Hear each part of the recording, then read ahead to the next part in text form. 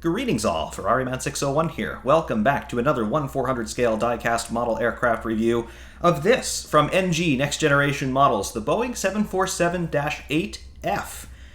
We've taken a look at several 747 variants, both new and old, on the channel previously. However, what, pray tell, is particularly special about this one, and why does it look the way it does? Well, this is not simply just another 747.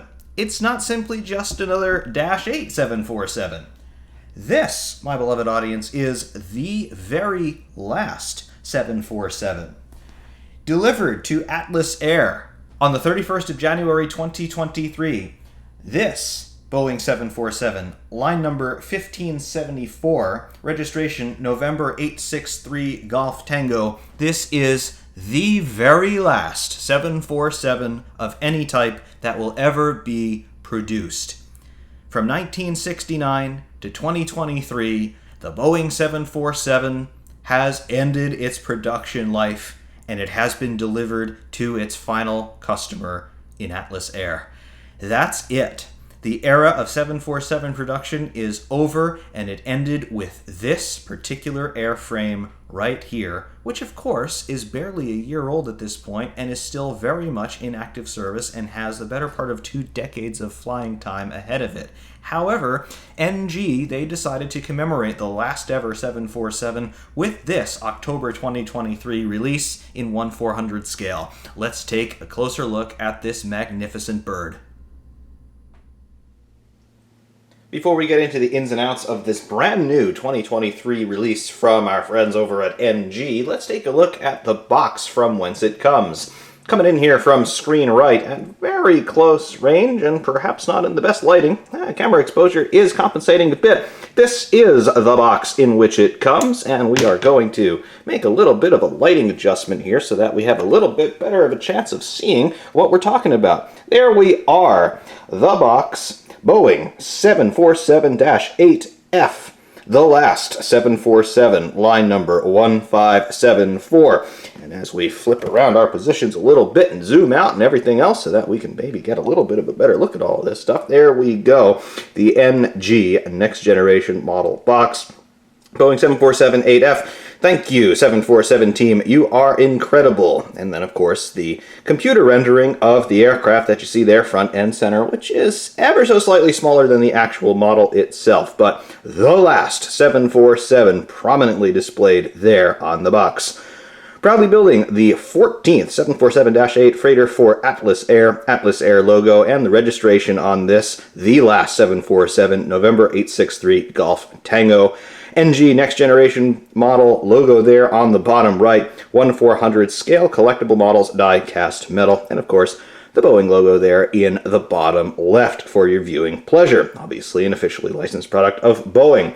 Taking a look at the left side panel of the box, there we go, basically a condensed version of what you see on the front cover art. Boeing 747-8F, thank you 747 team, etc., etc. Next Generation Model logo there, the last 747, and then a repeat of the other graphics there, including the Atlas Air logo and trade dress stuff. You also will see the Atlas Air logo, the registration obviously, as well as this message, thank you 747 team, on the aircraft itself, and all of those graphics have also been faithfully reproduced in 1/400 scale, which is really, really cool. Taking a look at the back side of the box here, there we go. NG Next Generation Model in the upper left, and then of course it's effectively a repeat of what you have on the front panel of the box, with, of course, your barcode, your item number 78001 for those of you keeping score at home, and then, of course, your disclaimers in terms of don't eat this thing if you're under 14 years old. If you're above 14 years old, don't eat it either, but you're more liable to choke on it if you're less than 14 for some reason. Obviously, we have got the right side panel of the box when you're looking at it from head on. Basically the same as the left side panel, and then the top panel as well. Smaller rendering of the aircraft registration, the last 747, 747-8F, Boeing, all of that stuff.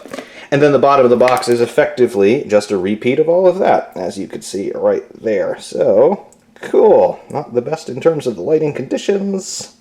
It's difficult to do. However, there you go. You can see what the box is, and it does, of course, give you a great idea of what this airplane is, once we get our lights back on and all of that stuff. Yes. Cool. Let's talk about the model itself, talk about the airplane, and talk about the last 747.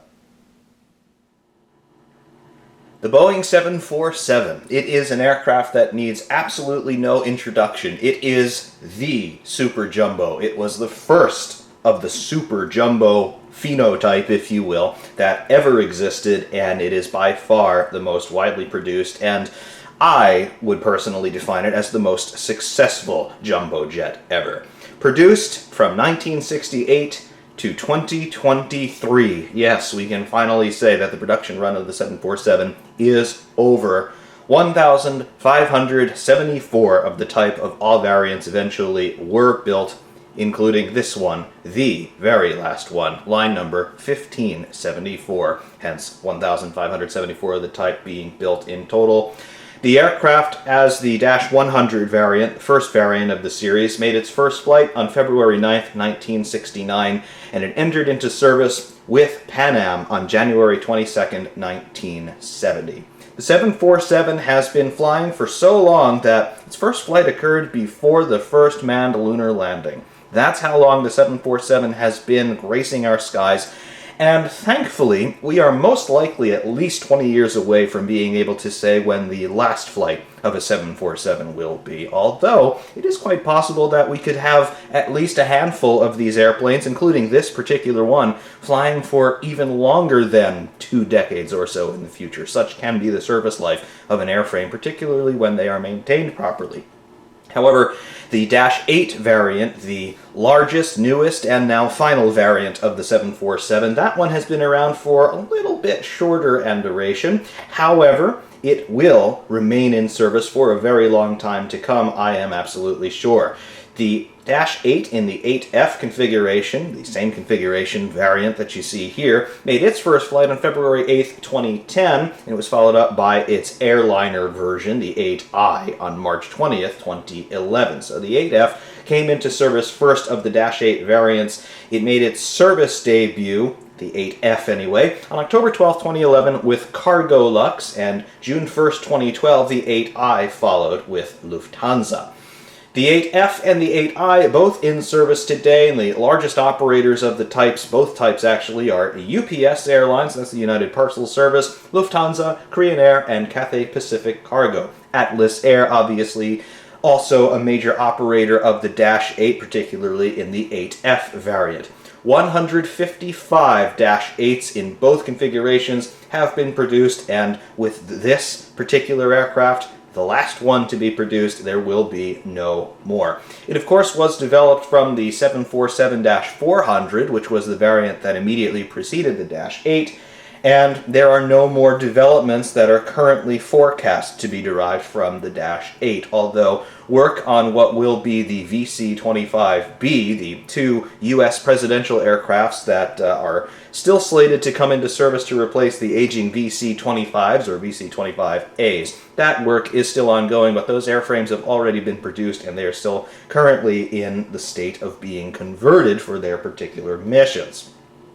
Overall specifications here on the 8F as we see it here. We're talking about a modern civil jet. Obviously, the main scheme here, we have got a low wing that is mounted low on the fuselage with the wing spar, so no high wing specialized cargo transport aircraft here, so it's not quite like a C-5 or like an Antonov 124, for example, but we do have a few interesting features on the 8F variant that do kind of put it in similar company to those larger, very specialized military aircraft. Namely, we do have an openable nose cone on the 8F, and that allows the nose to swing open so that you can directly load outsized cargo into the fuselage down the center line. That's pretty cool. The 8F also has the ability to lower its landing gear struts in terms of reduce the height of the nose wheels a bit so that you can facilitate that nose ramp loading operation. Of course, we also do have numerous side doors, both for entering and exit of personnel, but also we have got some cargo doors on the 8F fuselage that are different from what you would normally see on the civilian airliner variants, the 8I. However, This high technology involving the latest avionics suites, the most fuel-efficient engines that have ever been put on a 747, it requires a cockpit crew of just 2. You have got, obviously, a captain and first officer, 2 pilots in the cockpit, though, and obviously for longer missions you would have relief crews there, and they would be living on the upper deck of the aircraft, which, unlike the 8i variant, the upper deck on the 8F is much shorter. This one is actually more comparable in terms of overall proportion to what you might have seen on the -200 variant of the 747. Not to say that they are the same dimensions, but proportionally, overall fuselage length relative to the upper deck length, it kind of is visually evocative of what you would have seen on the -200 747s. However, that cockpit crew of 2, what are they in charge of? Well, first of all, they have got a fuselage volume that can accommodate 46 96 by 125-inch pallets in the main cargo deck. There's obviously a lower deck as well for some avionics equipment and whatnot. However, because this airplane is not designed for passenger service, the exit limit in terms of human beings that need to be able to get out of this airplane in a hurry, the 8i has an exit limit of 605 people. The 8F has an exit limit of 8. So you definitely see the implications of the highly specialized missions that this particular airplane has been designed for. Cargo volume, though, 30,832 cubic feet, or 873.7 cubic meters. Absolutely enormous internal volume on an aircraft like this, and of course it is well accommodating to all manner of things that might find their way into that cargo bay. Overall length on the aircraft is 250 feet 2 inches, or 76.25 meters. Overall height from the bottom of the main gear to the top of the empennage is 63 feet 6 inches, or 19.35 meters. Overall wingspan is 224 feet 7 inches, or 68.45 meters. The wing area is 5,960 square feet, or 554 square meters. The wings are swept back at 37.5 degrees, and they have an aspect ratio of 8.45. You can also see just visually here on the model, and obviously this is evident in real scale on the real aircraft, how thin those wings are, particularly as you start to move out toward the wing tips. You do not see, however, any conspicuous end fences on these wings. You don't see any shark fins, sharklets, scimitars, whatever you want to call them. You do not see end fences on these 8F or 8i wings. The 8F and the 8i share a wing, obviously. That is because they've been able to make these wings so efficient by thinning out their cross-sectional profile as you get closer to the wingtips. It cuts out on unnecessary drag that is normally the domain of the wingtip devices that we have mentioned. Overall cabin width on the aircraft is 20 feet exactly, or 6.1 meters. And here we go in terms of the superlative generators. Maximum takeoff weight on both the 8F and the 8i, 987,000 pounds, that's 448 tons. The operating empty weight differs a little bit between the 8F and the 8i. On the 8F, it is 434,600 pounds, or 197.1 tons. That is with your operating fuel load, but absent any cargo. Maximum payload, this is not accounting for fuel weight, just in pure payload, 292,400 pounds, or 132.6 tons. Fuel capacity, therefore, 59,734 US gallons, that's 226,120 liters, or in imperial gallons if you wish, 49,739. So that's an awful lot of gas to get an awful lot of mass airborne. Maximum cruise speed on the 8F is Mach 0.845. That's 485 knots, 898 kilometers per hour, or 558 miles per hour. Your maximum speed, though, your maximum Mach number is going to be Mach 0.9. That's 516 knots, 956 kilometers per hour, or 594 miles per hour. Maximum range on the 8F, 4,265 nautical miles, that's 7,899 kilometers, or 4,908 miles. Service ceiling, 43,100 feet, that's 13,100 meters. Installed power, we have 4 GE-NX Next Generation 2B67 turbofan engines. They produce 66,500 pounds or 296 kilonewtons of thrust each at sea level. And of course, the airplane does have an auxiliary power unit as well, which is a gas turbine engine courtesy of Pratt & Whitney. Specification on that in particular is the PW901A through C series of gas turbine engine for the auxiliary power unit here on both the 8i and the 8F. So really impressive specifications for a really impressive airplane, and to say that the 747 era has come to a close, at very least in terms of production, it's a poignant moment for sure. In terms of information about this particular airframe specifically, well, we really don't have all that much to go by because the airplane is so incredibly new. It first flew on December 18th, 2022, and it was delivered to Atlas Air shortly thereafter. In fact, there was a big ceremony that involved the official unveiling and delivery of this airplane, and I believe that happened in January of 2023. With it still being 2023, well, the airplane is less than 1 year old, and it's well less than 1 year in active service, and, well, it is an active service cargo plane. In fact, as of the time of recording this, the airplane's most recent excursion was between Quito, Ecuador, and Miami, Florida. So it is in active service, doing its job, flying cargo all over the world for Atlas Air to their assorted customers everywhere. So it's an active service airplane. If you're a plane spotter, there is a good chance that you're going to see this one eventually. So yes, she's out there. She's going to be doing her thing for probably at least 20 years to come. And definitely take a look up, because you might just happen to see the very last 747 gracing the skies right above your head. What a sight that might be. However, she won't necessarily look quite like this. Obviously, the airplane would not be pressed into commercial service looking like this. Evidently, you can see the anti-corrosion undercoat applied to pretty much the entire fuselage. And in addition, you can also see some areas of what I believe would be Kevlar for particular structural reinforcement in critical areas. You can see around the wing spar, as well as near the hinge point where the rudder is going to be, or where the rudder actually is in the horizontal, in the vertical stabilizer rather. But yes, obviously she's flying in a proper Atlas Air livery today, but the subject matter of this model captures not only this particular airplane being the distinguished one that it is, but it captures this particular airplane in a particular moment of its history. Basically, the day that it rolled off the assembly line, when it was born, if you will, and really when she made her first flight, I think she also would have looked like this. It's capturing a specific airplane, a very special airplane, at a very particular and special moment in its life.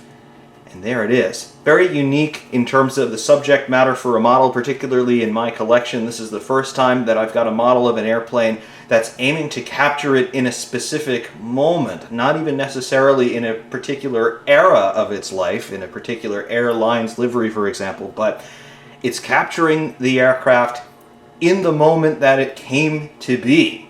And that's particularly cool, and to me, I think very admirable that NG decided to take on this project and produce these, because you might think that just having a model that's done in an undercoat, the anti-corrosion coatings, as you can see there, the green that you see predominantly on the airplane, you might think that that would be pretty easy. It's not. And it's really not, because if you take a look here on the starboard side of the airplane, and we'll take a closer look at this later on, you can see that we have got the two banners there, the Atlas Air logo, as well as the tribute to the 747 production team. That's all been replicated in 1/400 scale, and it's legible, and I'm going to show it to you in due course. That took a lot of care on the part of NG to be able to pull that off, and pull it off they have done. So despite the airplane looking a bit strange in terms of it doesn't have a proper livery on it yet, it still has been done with the same care and pride that NG have put into all of their models of late. And it's yet another reason why I'm finding this one in particular to be so impressive. This model is also the first NG that I have that is not a 747 SP or an L1011 or a 737-800. We've taken a look at several examples of those over the years. So really, this is a little bit of new territory for me as well. This is my first time seeing NG put together an airplane as large as this and as intricate as this one is in terms of the specific details in the paint work and the tampo printing work. And they've really done a fantastic job all around. I've got to say, it is absolutely brilliant. And I'm absolutely thrilled to have it in the collection because it is so unique, because it is capturing a very special airplane at a very special moment in its life. Let's take a very close look at some of those finer details closer in. First off, taking a look here from the starboard side of the aircraft, and this is where most of our livery, if you want to call it that, features are going to be evident. First of all, you can see that we have got a wonderful final coat of, I guess, top coat, clear coat that you might see on this thing. You can tell that we have got a highly reflective, highly polished overall paint surface here via the reflections of the lights in the top portion of the fuselage, but also the application of the color looks absolutely great. It's uniform. I have not spotted any paint flaws whatsoever, nor have I spotted any flaws in terms of application of tampo printed detail. So this is very nicely done. First of all, you may notice here on the nose section we have got something a bit unique. You've got the radome in its normal place, but it is unpainted. It is a different material than the rest of the overall aluminum fuselage, so the radome is going to be a composite material. It's going to look different, and in this unpainted state, its natural color appears to be a white, off-white color, so you can see the unpainted radome there. Additionally, you can see the shut lines here for the openable nose section, because of course this is an 8F, and we have got a nose cargo hatch. Very cool. So you've got the shut lines for the cargo hatch, the little ears, the triangular sail panels, if you want to call them that, for the upper portion, the corners there of the hatch, so that they seal up properly below the cockpit. And then, of course, you've got the cockpit windows themselves. You have got an upper door for access to the cockpit directly, and then you have got your 3 windows here for the upper deck, the only real seating area on the 8F, as it were. That upper deck is going to have a small seating area. It's going to have a galley. It's going to have bunks for crew rest for longer flights when they need a crew rotation. So we've got ourselves quite a bit of detail just here in the forward section of the aircraft. Also, we have got a standard type cargo door down below, and that's something that you'll also see on the 8i variants of the 747-8. But beyond that, you don't see any windows, you don't see any passenger cabin windows, you don't see any of your R1, R2, R3 doors that you would see in the 8i variant, because this is not an airliner. It was not built as an 8i and then converted to a freighter. It is the 8F. It will never carry passengers in revenue service, so that's where all of those details have gone. Conspicuously here, though, we do have some detailing that you won't see on any other airplane. You have got this first banner here on the side, and it says the same things that were said on the box, Atlas Air 747-8. It has got, let's see, proudly building the 14th, and then I can't read it anymore, but I'll splice in a high-resolution picture that I've taken here with a macro lens so you can see what that actually says. It is 100% legible, and it's not been distorted in any appreciable way. You can even make out the fact that they have got a Boeing logo in the upper left of that banner. So, absolutely admirable job on the part of NG. As we start to pan aft, you can see some more typical details that you would find on a Dash 8. We have got our wing spar, we have got our leading edge slats there, obviously in their retracted positions, but you can see the shut lines where they will come out from the wing structure. And we've also got the fairings for our landing lights. Additionally, we have our engine nacelles with the chevron patterns on the after trailing edges. That is for turbulence reduction and therefore noise reduction. It also helps with evacuating that exhaust air from the engine, so it helps fuel efficiency as well. And then, of course, we have got the hot side of the engine here in the center with the exhaust cone, and that also is, well, that's where all the fuel is burning up. The nacelle, that whole fairing around the core of the engine, is really just a big propeller. Bypass is a big deal in modern turbofan engine design. Lots of thrust just from funneling air around the hot core of the engine. But I digress. Additionally, around the area of the wing spar, you can see that this yellow rectangular section is here. I believe that's trying to show a Kevlar panel. That's just for a little bit of structural rigidity reinforcement. And then back here, we have got another banner that NG have reproduced here. This one is a little bit harder to see from our particular angle. It's also a little bit harder to read, but again, another high-resolution picture being spliced in here so you can see what this actually says. It has a picture of the Dash 8 Boeing 747. It's got the Boeing logo in the upper left, and then it has got the line number, the last 747, evident in there. Very, very cool. The last graphic here is actually the aircraft's registration. This one is very plainly visible here. November 863 Golf Tango. The registration of the last 747, there it is. And you can see how it's just been cut and pasted there almost as an afterthought. Obviously the airplane would have flown in this visual configuration, and you need by law to have your registration plainly evident someplace on the fuselage. And well, that's where Boeing have stuck it, and that's where it is, and NG dutifully have reproduced it in all of its inelegance. But very, very cool. Empennage also looking a bit strange with vaguely some Atlas Air reminiscent colors there, but also some of the anti-corrosion paint visible there on the leading edge of the vertical stabilizer, also evident on the horizontal stabilizers. You can't quite see the upper or lower faces of them, but we have got the same colors on the horizontal stabilizers as well, absent the blue, however, so just green and yellow there. And then you can also see the area where the horizontal stab can trim, so this can deflect down and up relative to what the pilots are demanding from the trim system. Also, the autopilot's going to be operating that way. So here from the starboard side, some really cool details and plenty of things that you won't see on a fully finished 747.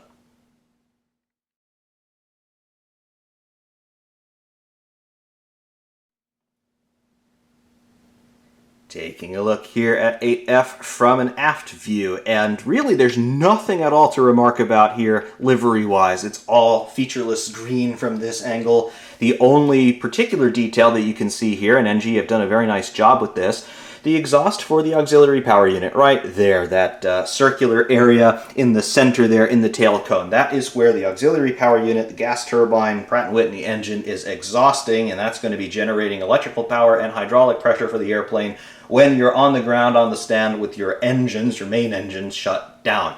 So a very important piece of infrastructure for the airplane. NG going through the trouble of actually creating a separately applied element there to emulate the exhaust port on the APU. Very cool. Also below that, it's not entirely obvious of what it is, but there have been a few crenulations added in this section just to try and emulate what the anti-collision light looks like. That's the word I'm looking for. It's a strobe light at the very aft of the airplane, and it's in a fairing just below the APU exhaust. You don't have the bezel or anything else reproduced, but you do have the area where the light should be. So its placement is sort of implied, and it works quite nicely. Moving outboard to either side, though, there is the trailing edge profile of the wings, and they look absolutely wonderful, I must say. You can see here the engines. We can actually see through them. You can see here, particularly here on the inboard engine, from this perspective, you can see light passing through the fan blades there, through the bypass section of the engine, which means that NG have actually gone through and replicated, at very least, the macrocosmic placement of the main elements of the engine, at least things that you'd be able to see in gross terms, and they've done it in such a way that it preserves some of the optical qualities of what you would actually see if you're going to look through the back of a jet engine in reality. So that is absolutely cool.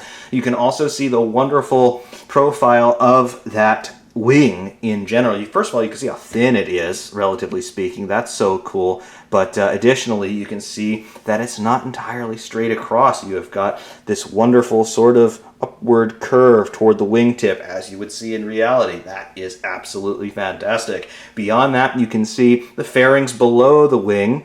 Those are covering up the actuation armature for the flaps. And you can see there, these little canoes, sometimes people call them, but I just call them fairings because that's what they are. They're there to cut down on wake turbulence, really, that would be induced by the hinges and other actuation equipment there required for the flaps.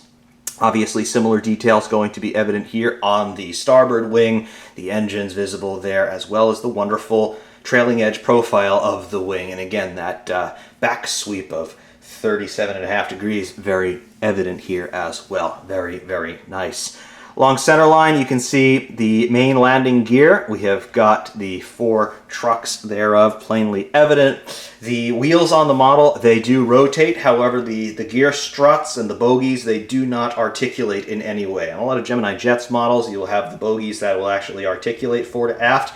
NG models historically have not had that feature, but they do have rolling wheels and rubber tires. So very, very nice. And also you can see by taking a look at how the airplane's looking here, sitting on the ground, all the landing gear are of the proper lengths, and the airplane does sit straight and level on the ground, at least in the roll axis. The pitch axis is something that we'll talk about a little bit. However, from what we see here from an aft view, looks absolutely resplendent.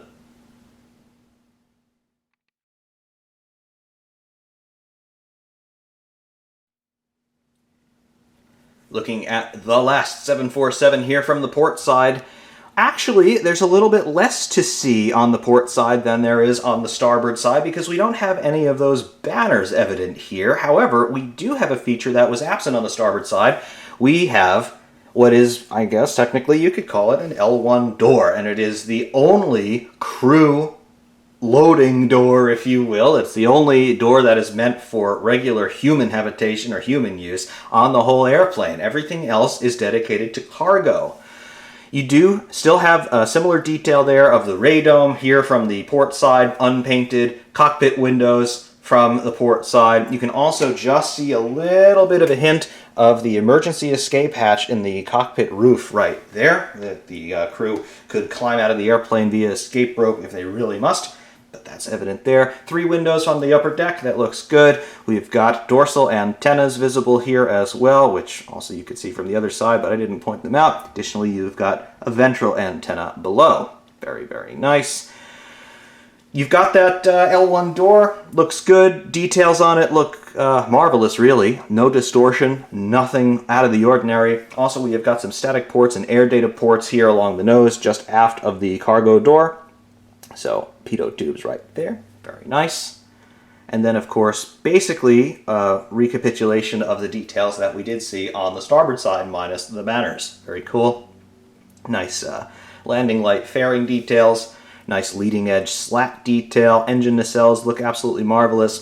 They also have the ground start override panel right there. That's cool. Leading edge profile of the wing. Wing tip looks absolutely marvelous. Here's something different though. We have got an aft cargo door right here, something that you won't see on an 8i and you won't see on the starboard side of this aircraft. Big cargo door, so for things that you don't want to put in through the nose, you can put them here through aft midships through the port side fuselage. Very, very nice. And then of course we've got our registration once more, November 863 Golf Tango. Vertical stabilizer looks identical from both port and starboard sides, as you can see, as do the horizontal stabilizers, but still we have not quite been able to get a proper look at them. I do want to point out, though, you can see the nose wheel right here. Nothing wrong with it. It's the right height and everything else. However, it is ever so slightly not on the ground.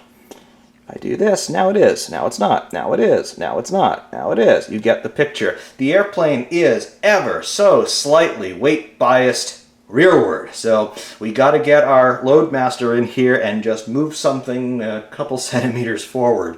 However, it does not quite sit straight and level on the ground in the pitch axis. So something to note.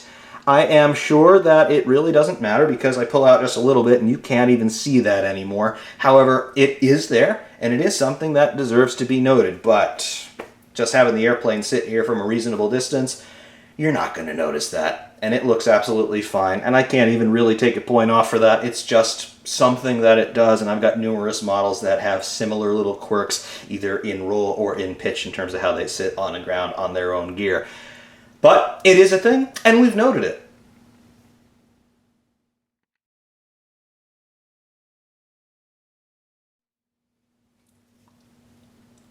And now a nose-on view of the last 747. Looking great. You can now see that radome unpainted in its gloriousness, and you can see the overall proportion of the main gear and the nose gear together in frame. It looks good.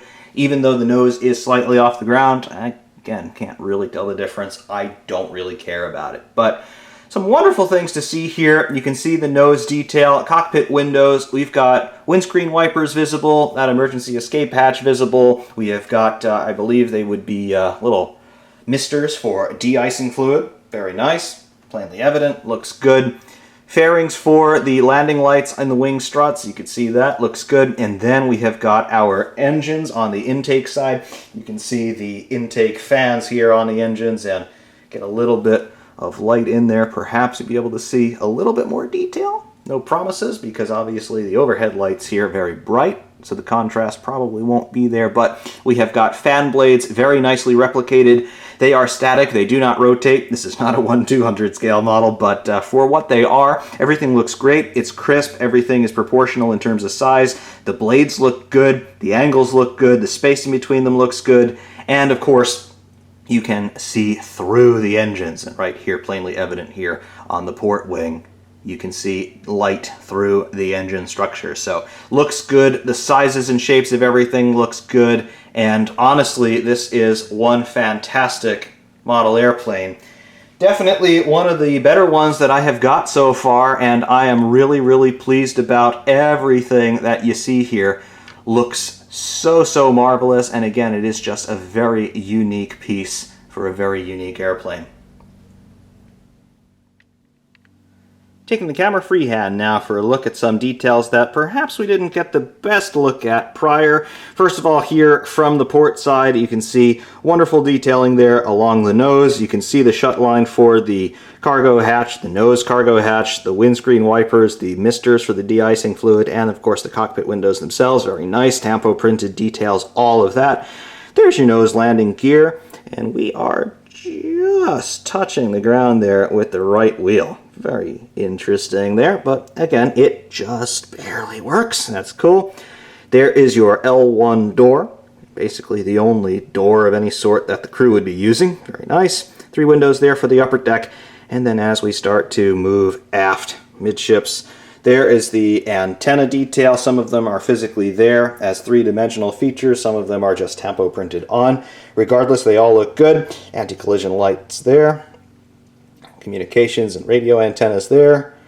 Upper surfaces of the wings looks good. Looks as you would expect. Absolutely love that shape though. Looking great. Engine nacelles with the little fins on the inboard sides. All 4 of them have that, as they should. Looks good. De-icing ring on the intake side of the engine. All 4 of them look good. And then moving aft, there's your cargo door in the fuselage. And then we've got ourselves the registration, November 863 Golf Tango. And then the top side of the empennage there. You can see the blue on the vertical stabilizer. However, the blue is absent on the horizontal stabilizers, but the green and the yellow remain. Looks great. And really, the overall presence of this piece is so very good, and it looks the part. And honestly, if I were to have a proper background here and not just pure white on white, you might think you're looking at the real airplane if I were to be a little bit creative with my photography techniques. But I cannot complain about anything that you see here. And lastly, to show you everything here from the starboard side, this is where all the action is on this particular model. Again, the nose section looks good. There's a cargo door for the lower deck. And then, of course, some more static ports and pitot tubes there that we didn't point out earlier, but they're also here on the starboard side. Cockpit area, upper deck, and there we go with our banner here. Yeah, you can get in close enough. You can see that as it is. Very, very nice. You can pause the video here if you want to take a second look at this. Looks good. And then moving aft to the second banner.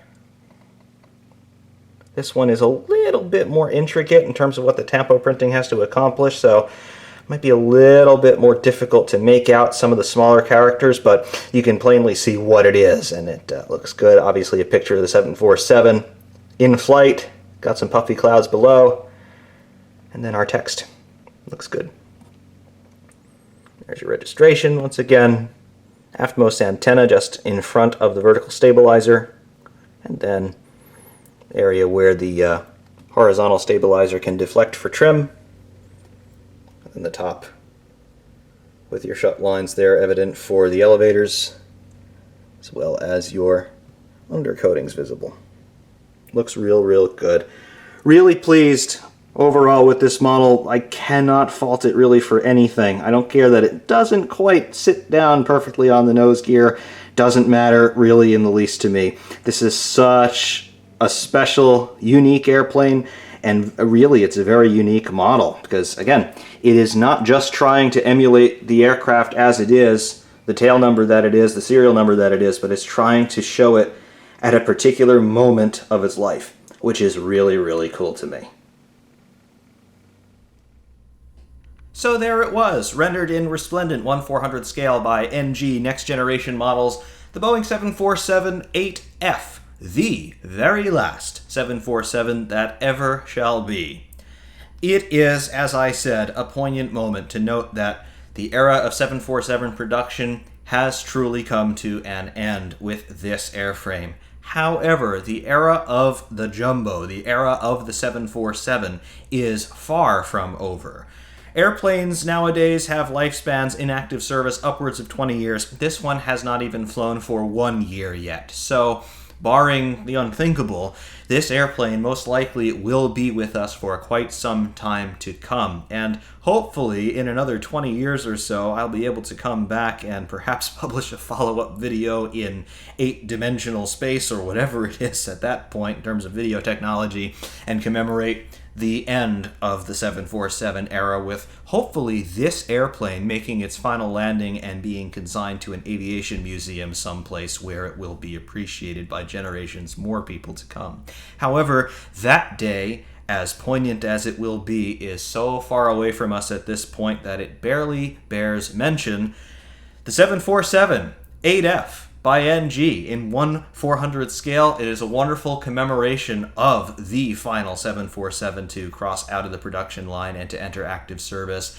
And again, as I have said so many times already, it's commemorating not only the last 747, but it's commemorating the last 747 when it first broke cover out of the production hangars at Boeing and was shown to the world for the first time. It doesn't look like this any longer. It probably never will look like this again, no matter if Atlas Air hold it for its entire service life or if eventually it is sold off to another operator. It never will appear like this ever again, with the undercoats visible, with the banners for Atlas Air painted on the side.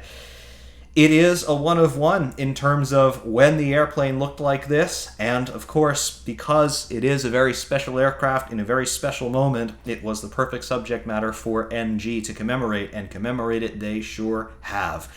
The quality on this one, it is in keeping with the general standards that we have been seeing over the years from NG. They are 747 SP models that I have shown several times previously on the channel. Very similar in terms of the overall fit and finish. It's heavy, it is built well, nothing is loose.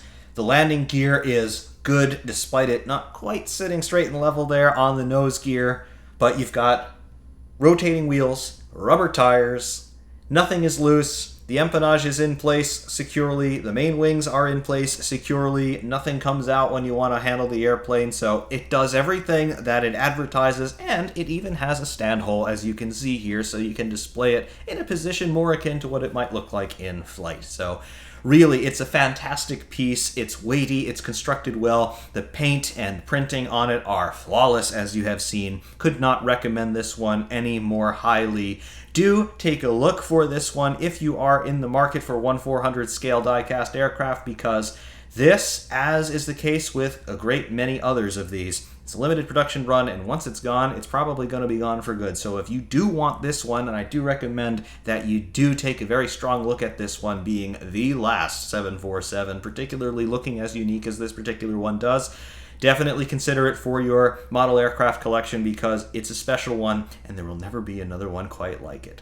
Be that as it may, though, I do hope that you have enjoyed this one. Ferrariman601 saying thank you very, very much for watching, and of course, we will see you soon.